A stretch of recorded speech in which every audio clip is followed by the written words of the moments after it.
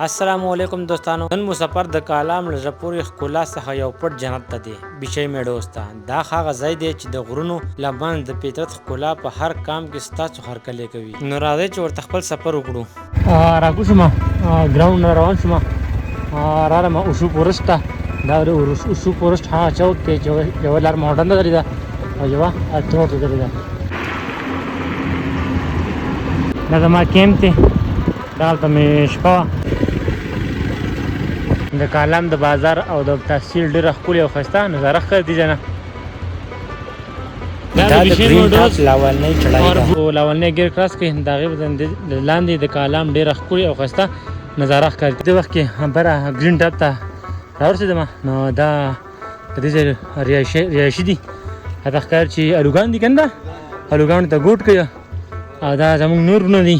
زه بر روان یم، ځای په ځای الوګانو پسې د ټینډې او نور داسې بنګوفي ده پکې دې طرف ته. ښکته ګرمي ډېره زیاته ده، ګرمۍ نه راتښتېدلي یو د یخ موسم ته. یو جوړ جومات دی. زه چې دې نه مخکې راغلی وم، دا په هغه وخت کې سیمټي نه و، د نن نه 3-4 کاله مخکې، بلکې ډېره.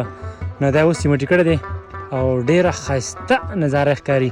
یو خو دا په ګرین ټاپ کې دی، دا مخامخ چې څومره ځمکې تاسو ته ښکاري، په دې ټولو باندې الوګانه او د ګوګي به څرګرده شوی دی. همدا دی چې کوم تاسو ته ښکاري. دا هغه لبه کوي زمونږ د بوډیګوالي باندې په خپل کلو کې کوله.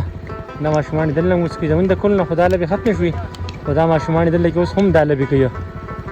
دا څه وګورئ، زما سفر شروع دی د بیشۍ میډوز په لوري باندې، خو په یو ښایسته ځنګل کې دی.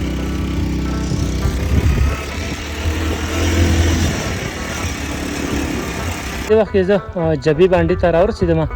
نو تاسو کتلی د جبې بانډې ښکلې او ښایسته نظارې دي او دا لار بیا اوتې ده بیشۍ میډوز ته. کافي سفر مې وکړو او ځان مې جبې میډوز ته راوستو. جبې میډوز نه بره روان یم اوس بیشۍ میډوز طرف ته. موټرسایکل دلته کې ودرېدو، نور تا نه خوا نه بوځم.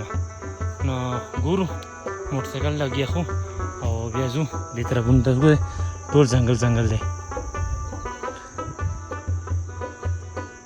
کافي سختې چړانې مې کراس کړې او ځان مې دې ځای ته راورساو، پیدل هایکنګ. تاسو وګورئ دا زما موټرسایکل دی، د دې ځای نه نور دې خوا لار نشته، لاره ختمه شوه. موټرسایکل مې په نیمه لاره کې ودرو او خپل سفر مې شروع کړو د بیشۍ میډوز په لوري باندې. تاسو وګورئ ډېره ښکلې او ښایسته نظاره ده. مخامخ غرونو ته وګورئ، دې خوا وګورئ او دا ټریک دی. دا مخامخ ګورئ لیډي پایپینګر دی.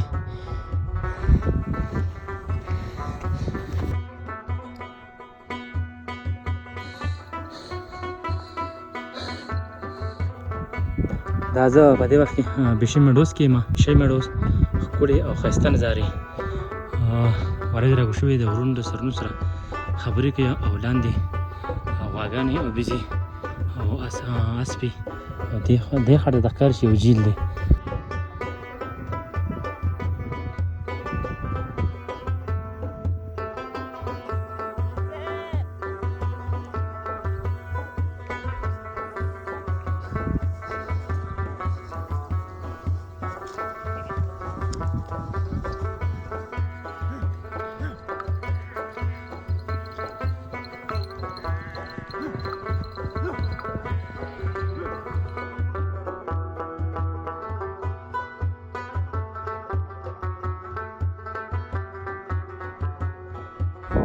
تاسو وکتل ملګرو چې دا وه بیشۍ میډوز.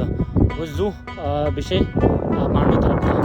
دا دې ځای وکیل سره مې لاړ شو، نو هغه هم راغلي لکه چکر دپاره. نو هغوی راځئ چې لاړ شو، هغه ښایسته نظارې مې تاسو سره شریکې کړو. او دا دلته کې څه ګورئ غواګانې دي